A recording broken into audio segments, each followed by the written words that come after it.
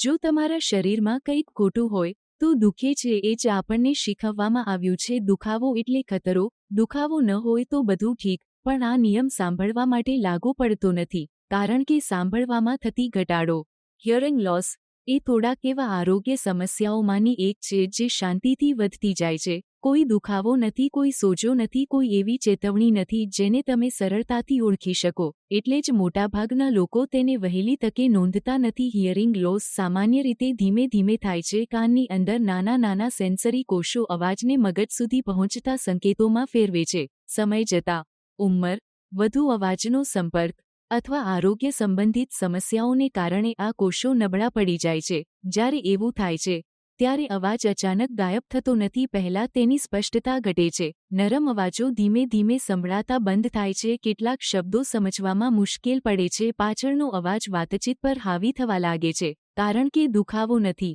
મગજ પોતે જ એડજસ્ટ કરવા લાગે છે. તમે વધારે ધ્યાન આપો છો, શબ્દો અંદાજે સમજો છો અને અજાણતા જ એ બદલાવ સ્વીકારી લો છો. એટલે જ ઘણા લોકોને સાંભળવાની સમસ્યા ત્યારે જ સમજાય છે જ્યારે વાતચીત થકાવનારી, અસ્પષ્ટ અથવા નિરાશાજનક લાગવા લાગે છે.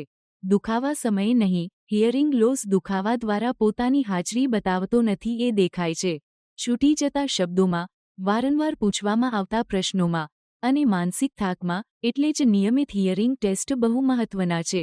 ભલે તમારા કાન સામાન્ય લાગે, હિયર્સ એપમાં હિયરિંગ ટેસ્ટ એવી રીતે ડિઝાઇન કરેલા છે કે તે માત્ર ગંભીર સમસ્યાઓ નહીં, પણ શરૂઆતી તબક્કામાં થતી સ્પષ્ટતાની ઘટાડો પણ શોધી શકે. કારણ કે હિયરિંગ લોસ વહેલી તકે પકડાય તો તેનો ઉપચાર સરળ બને છે અને પરિણામ પણ વધુ સારું મળે છે.